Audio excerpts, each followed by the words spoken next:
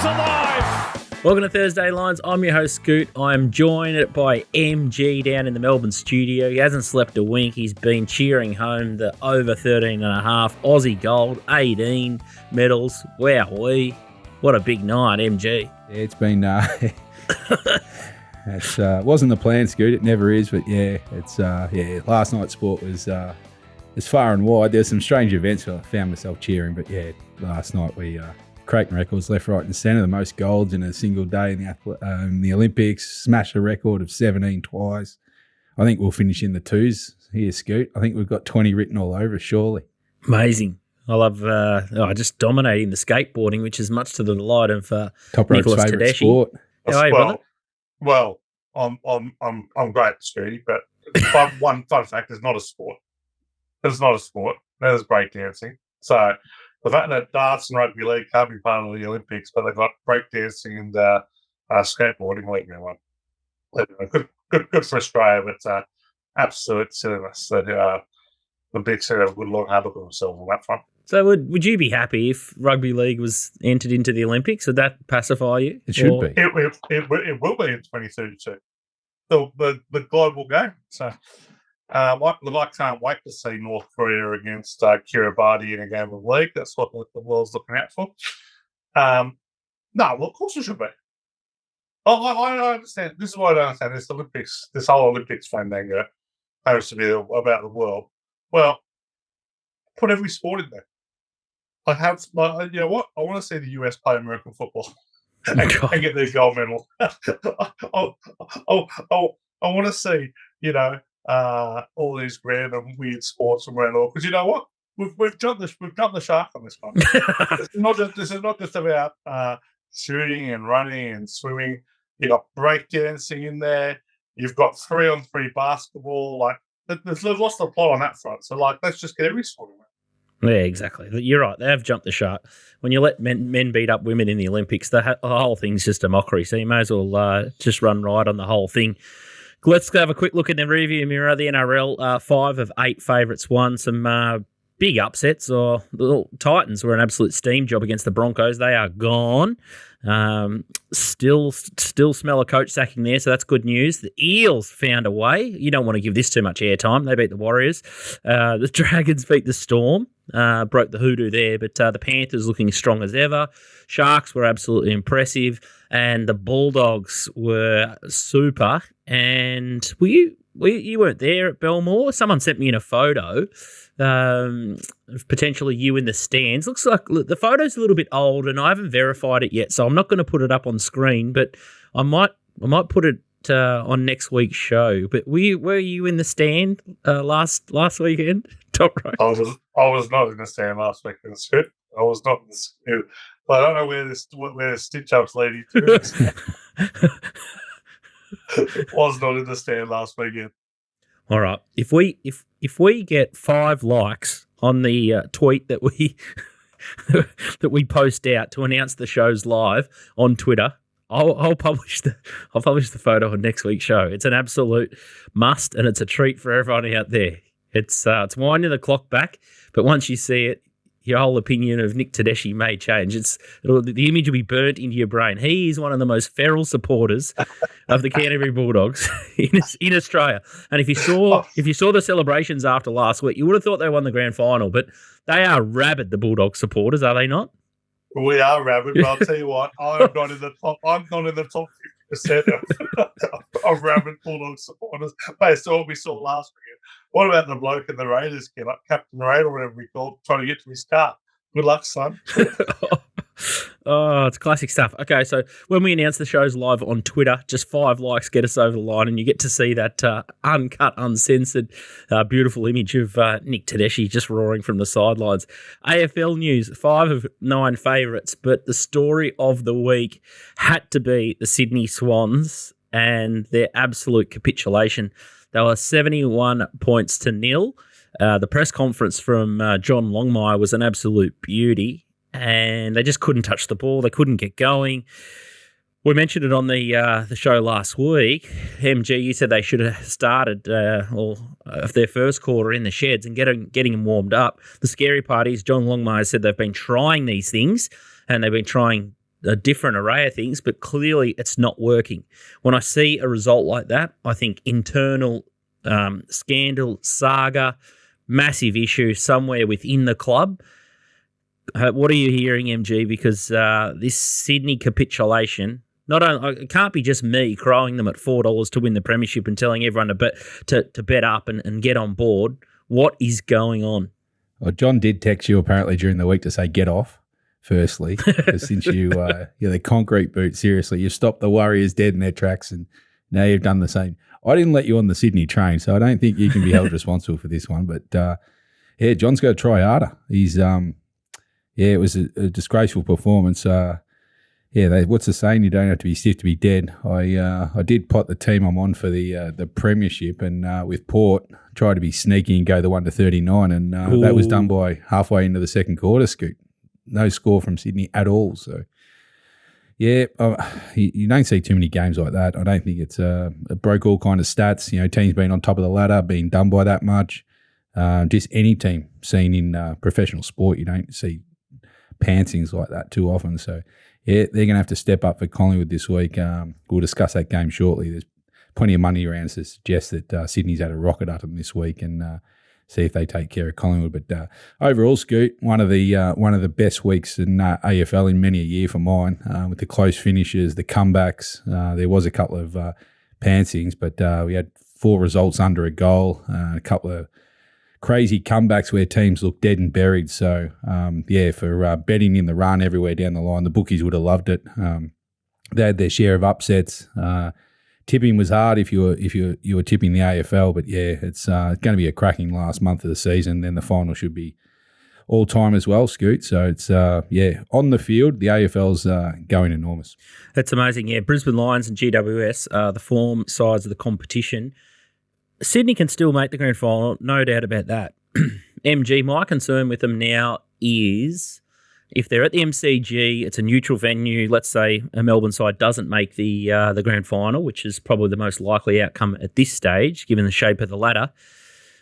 They go 3 or 4 goals down in the first quarter. Some of these slow starts and what's happened over the last sort of month, it's going to come back to haunt them. And the mental scars from last week's game and the one before, it's starting to create a big element of doubt in my mind. It's hard to come back from that mentally, I think. Yeah, fair point. Yeah, we've stated a few times now, Sydney, even the games that they lost closely in the last 6 weeks, got off to very ordinary starts. And, it's got to be a bit mental that, I remember watching the game, and I was like, just even though I was on Port, I was just, wanting Sydney to partake in the first 1 or 2 goals. I thought it was really crucial. And then when Port put, 2, 3, 4 on them, you could just almost see Sydney just slide away. And 20 minutes later, it was horrific viewing. So, they got some issues. Other teams are rolling, but, saying that, I look at it from the scope of the whole season and history. When you lay that over the top, it's very hard for teams to have to play so many finals the last 4 to 6, 8 weeks of a finals and then get up for a final series. Those who bank the wins early do have things in their favours.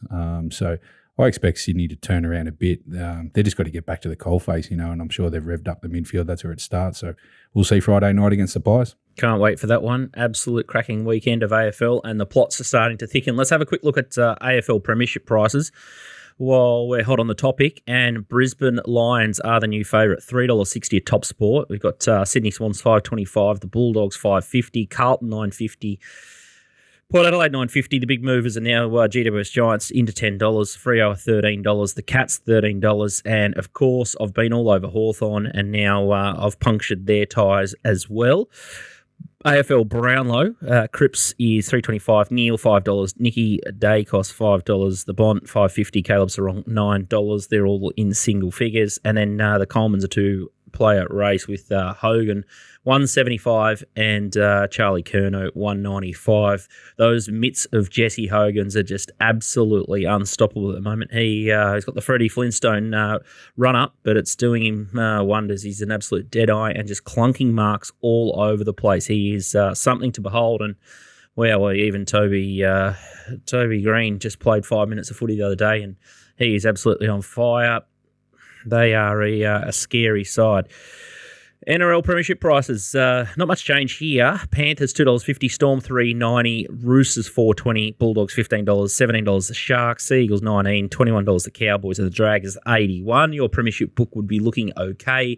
Nick Tedeschi, your big lay of the year at the start of the year was Brisbane Broncos, and they're done. They've blown their load. How's your book looking here? Well, looking tremendous. The only surprisingly, the only real bad result with the threat and win the Storm, which has been a totally against everything I've done for the last 15 years. So, it would seem to be very much on brand for the Storm to go on and win the Premiership this year. But no, look, the Panthers are just jogging at the moment. I wouldn't be too concerned about the loss last week to the Storm. Bellamy always likes to lose a game with the lead and get the boys focused. So we'll get to that game. Their game this week soon, but I just want to be fully on board. And Roosters had the week off. You'd want to see them come out and kind of make a statement because their defence has been pretty shoddy over the last few weeks. So they've won 2 games but conceded 30 plus in both. So a bit of a worry there. But looking good. And if you're having a bet right now, there's only one team you should be betting. No, surprise, but it would be a little bit entertaining if someone else could win this year. Let's have a look at MG's AFL betting last weekend. He went 7-5, which is good. He bet 29 units plus 3.34 units in a tough week, so that's a pot of 11.52%. His season tally is looking okay too, plus 18.91 units, plus 4.5% there. And we're looking at Mr. Tedeschi's King of the Olympics. Round 22, we went 5-1, 18 units bet, and he won 9.8 units. So just getting himself back up to that magical plus 50 unit mark. He's just hovering below it at plus 48.16 units, and he's running at 12.27%. So he's absolutely jogging, as he has been doing all season, which is absolutely beautiful. Let's have a look at the first game on Friday night at the SCG. MG's already started to salivate over it. $1.45 the Swans, Collingwood $2.70. 15.5 the line, and 178.5 the total. Big bounce back. Collingwood off the Pendlebury game had a tough one. 15.5. I'm not surprised that they're coming for the Swans here, but wow, off the last 2 weeks, you wouldn't have your last on it. Yeah, this is probably a game for Toprope. He's known for his bounce back factors. He loves the when a team gets smashed the next week, he loves to chime in. This would be a game for him. Yeah, it's good. It's gone from 14 to 15, so only a slight move, but yeah, it's definitely no support for Collingwood. I think, personally, I think the loss of To Go is just too big for Collingwood on some of the players they've already lost. And, I know mathematically they can make the finals, but with their draw going home, I think their season's done. To Go, he kind of lifted them last week when the game was in the balance, and I just think, Dacos does what he does, but, I think, coming off the Pendlebury 400, I think, too much emotion might have been sucked out of him for this week, and Sydney would have been really put to the test during the week. I know they were given a couple of days off, but they'll sharpen them back up. And if John Longmire is like a good horse trainer, Scoot, blinkers will go on this week, and I think they'll rebound Sydney. Saying that, can't really find a bet in the game for the line. I'm not going to jump into either side. Sydney have lost 5 of their last 6. If you were going to be keen to Sydney, I'd really wait till the start of the game and maybe even look to back live and just kind of see how the first 5 to 10 minutes goes. I think that will tell a lot. But can't pot Sydney at home, 6-2, covered 6-2. It has been a high-scoring ground this year, 6 overs to 2 unders. But their history, this one, Scooty, 13-3 to the under in the last 16 games, averaging only 151. So this totals miles off that.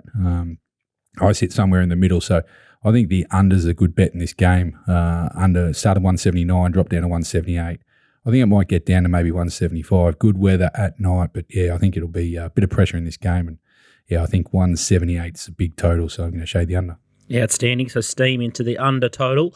And for the sickos that love multis, I'll be probably taking the $1.45 and then just cupping my nutsack, just hoping and praying that it's going to hit the line. And let's talk about my other multi-leg, because it'll be the Storm at the minus, and this is Thursday night, so we can back Storm in the minus into then Sydney for the sweat head-to-head. And the betting at Top Sport is $1.16 Melbourne Storm, $5.25 the Rabbits, who are done. 15.5 the line, 52.5 the over-under. I haven't seen your cheat sheet yet, Mr. Tedeschi, but chips in Storm. Chips in Storm. This is a chips in Storm job. My favourite angle this time of year, top 4 teams off a loss. Big tick for them. Souths get Cody back, but they look absolutely dusted. The Sharks were horrific last week. They're still covering the same spot against South. So have no points. Big bounce back team, Storm. They've also made a habit of crushing bad teams. 28-16 against the spread against teams outside the top 8. 16-8 against the spread when favoured by 16.5 or more. Just get your chips, put them in the middle. Best of the week, Melbourne Storm. Best of the week, Melbourne Storm. So back them single, bet up, and then have a little sicko multi minus 15.5 Storm into the Swans, just so you got something to entertain yourself on Friday night, because it'll be a beauty. Either way, you'll collect, or you'll just watch Sydney Swans season go down the gurgler, and you watch the Pap just in big form. There'll be plenty to entertain yourself on a Friday night, Scoop, but it won't involve the Swans. He's good, isn't he? He's just ultra... Dead back. He's just the ultra consistent. Never let an opportunity pass, Scoop. Never let an opportunity pass. You like water just lapping at the at the wall. You just the brick wall, and eventually you just burst through the dam.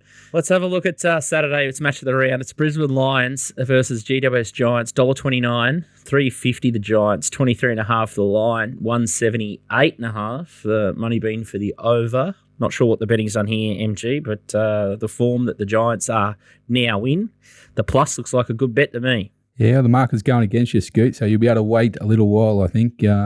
Open 20 here, the line, so it's moved 3 points to the Lions' way, 23.5. I'm not sure why it is moving that way. I would have been happy to chime in at the plus 20, so just going to see how the market trends here. Plus 23.5 is a big bet. Brisbane have won 9 in a row. Giants have won 5 in a row. Giants have travelled well, 8-4 this year. In the daytime, they're 5-2. So their stats line up, and they back in round 7. I know it was back a while ago now. Brisbane were just starting to get their engine going, but the Giants smashed Brisbane by 54 points in round 7, so it's got to carry some weight. And the only thing that worries me a bit in the Giants, obviously they're away from home, but the last 2 weeks, won by 2 points against Melbourne and then 2 points against Hawks. And I just think maybe, obviously one team's going to have a dip. I just probably think Brisbane at home's, better option here, but almost 4 goal starts too big here. I don't think there'll be as many points as what the market thinks here. I think I'm leaning towards the under, even though 4 of the last 5 have gone over, and these two average 180 points in the last 16 games. I think 178 for a final. These two sides who really want to test themselves out, second against fourth, and I just don't think there'll be 178 points in the game either. So happy to be on the Giants plus and shade the under in the total there, Scoot. Outstanding betting. We are on the same page. Just 4 goals. Just, it looks absolute luxury, and let's hope it's a scrap. So fingers crossed there. Let's have a look at Friday night at Seabus Stadium. We've got the Titans and Sharks. Titans are up and about for old Desler. $1.53, $2.50 the Sharks, 4.5 and 50.5 the total. They'd fancy their chances here at the Titans, but could be a bit of fake news last week. Well, they should finish their chances. They're 4.5 point favourites, so it's going to be somewhat.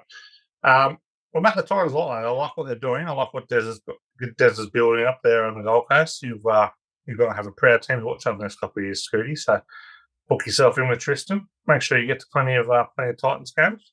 But suspect this might be a little stumbling block for them. Little concerned about the Sharks. I'm not unloading this one. It's a great spot for them. Covered 7-9 in the state, 1-9 in the last 10. Titans have covered just 2 of the last 12 as a favourite. Only concern is no Braden Frindle. So generally their third choice halfback. They're going Blake Brayley there. Haven't helped us since he doesn't play halfback. We're all about only the halfback, but hopefully they bring in their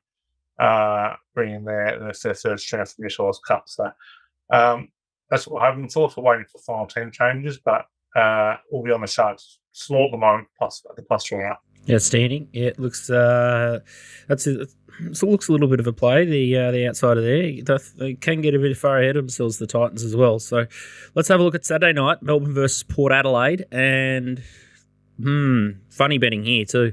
$1.38 Port Adelaide Power, $2.90 the D's, 15.5, and total over under is 168.5. Port look a little bit short away, but obviously buoyed by the confidence of the Sydney Swans win MG. How are you going to play this one? Yeah, good match. This market has moved. Get all your season ratings out and you watch the ups and downs. But yeah, there's not too many matches that have moved this far from what Melbourne were, say, anywhere from 4 to 6 weeks ago now to say Port's minus 15.5. It's so crazy at the MCG, but yeah, it's where we're at. And can't pot Port. Those who followed in the Stings at the start of the year, we've got Sydney sitting first and Port sitting third for our premiership bets. So Toprope says his premiership book's looking good. Stings book's looking pretty good as well. And Port starting to get some scalps about them too now. They've beaten the first and second side recently. Smashed Sydney obviously last week by 112 points, knocked off Carlton previously. So 3 in a row now to Port Adelaide. Their interstate's been okay this year, 5-3, and at night, very good record, 8-4. So I just think Melbourne lost 3 in a row. So I just think they're going opposite ways. Melbourne's season's over now. Lost May's huge. Gawn's carrying an ankle. He's not going anywhere near, even if he comes up and plays. I know he wants to play, but he's going at half rap power at best. So yeah, I think this is a big test for Port. MCG, Ken Hinkley will want to set themselves for upcoming finals. So this is an important scalp to get.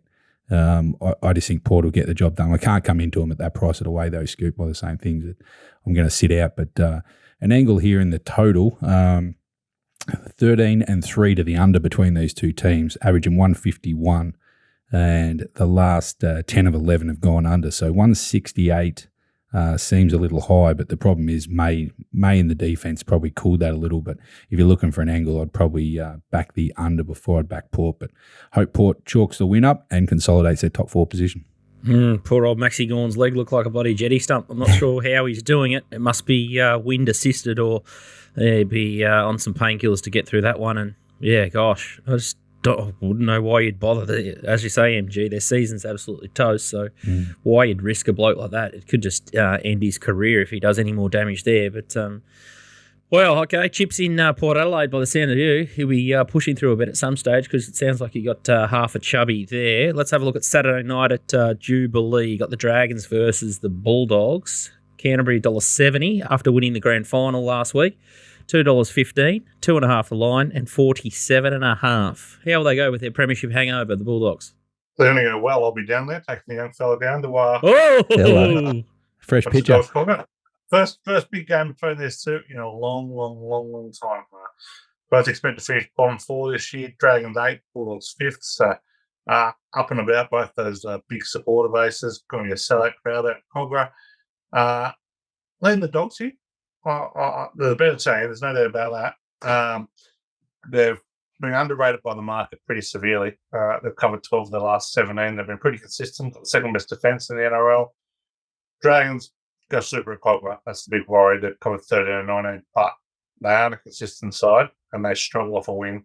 They've covered just 9 of the last 24 off a win, 5 of 16 as an underdog off a win. So it's a good situation for the Dogs here to get them. And if they piloted last week, they'll win and I'll cover this one.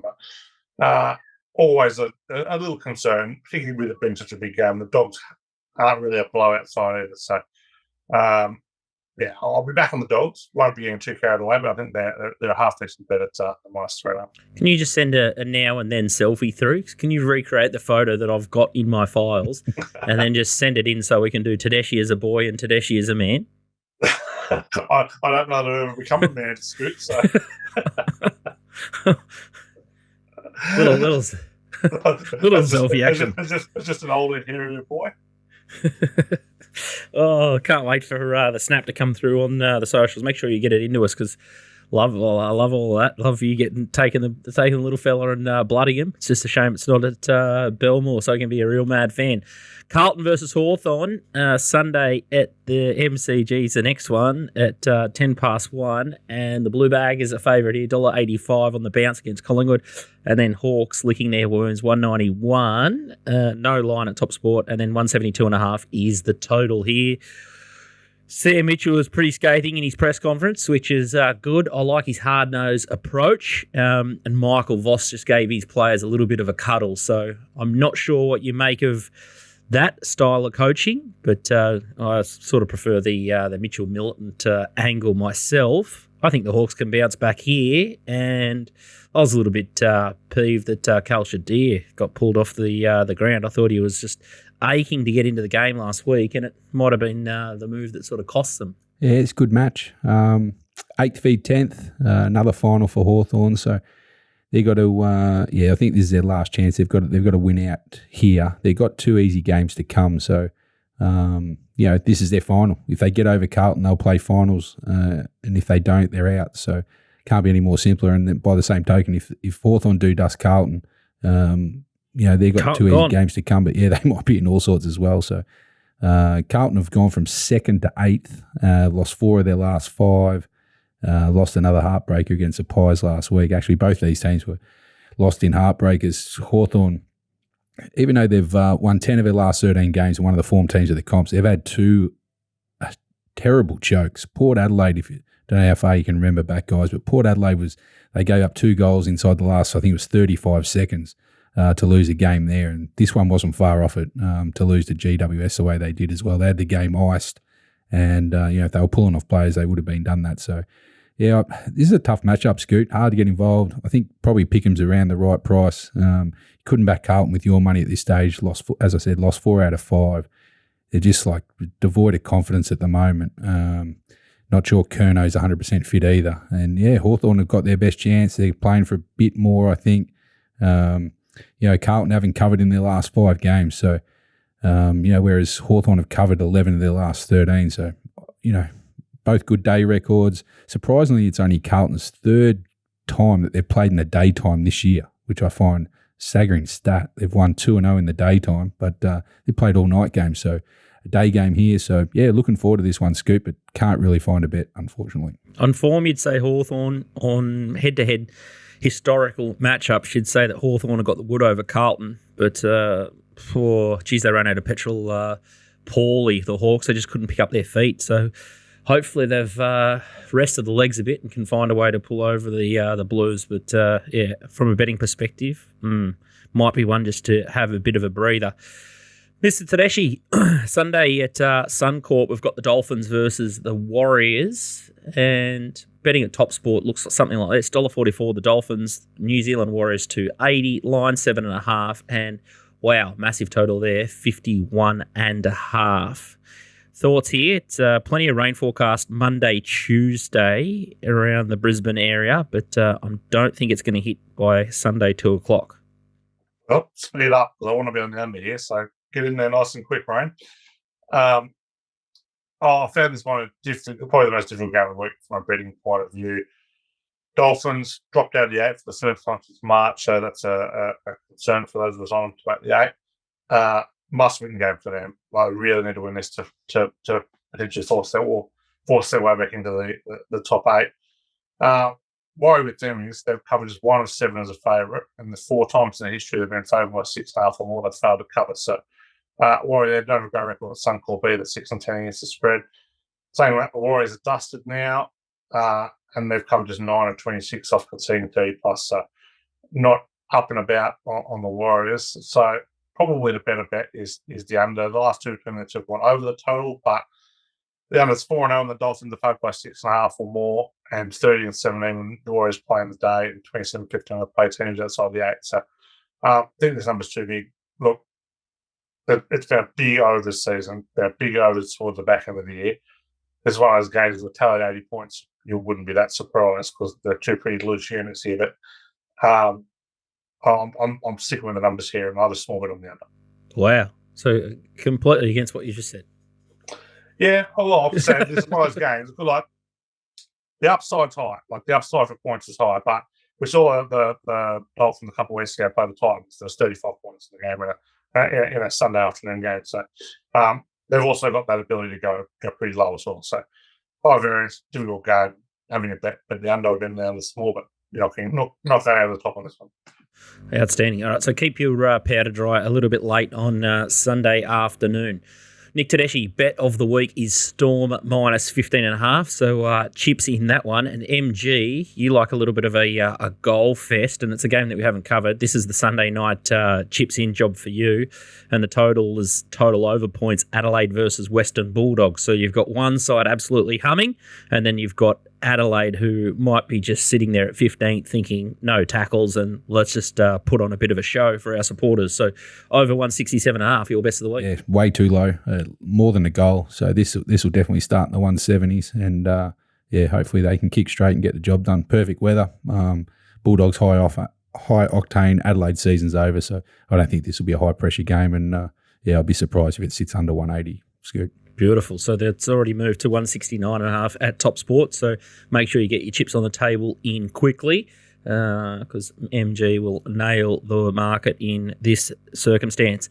Toprope, good luck for the weekend in the NRL, but as importantly, the Olympics. You're into day 13. I think you've just clocked up your 80th bet. I just made that figure up, but it's bloody close to that amount. Today's set involved climbing, wrestling, swimming, athletics, weightlifting, and some of the narrative around it's just beautiful business. So good to see that you're up and about. The heptathlon, you're even chiming into that. So you'd be due for a well-earned rest and a bit of holding hands with the missus after the weekend or when the Olympics wraps up. Yeah, I'll look, absolutely. That'll be coming at the end of the weekend. We'll get to the closing ceremony and have a big sleep and a big cuddle then. But before we go, just a sad day spill for everyone on here. Mr. Democracy Manifest just come through that he passed away. Our good friend. This is Democracy Manifest. So cultural icon, very sad day and breaking news, but passed away. So mail to him, and he sure knows his judo well.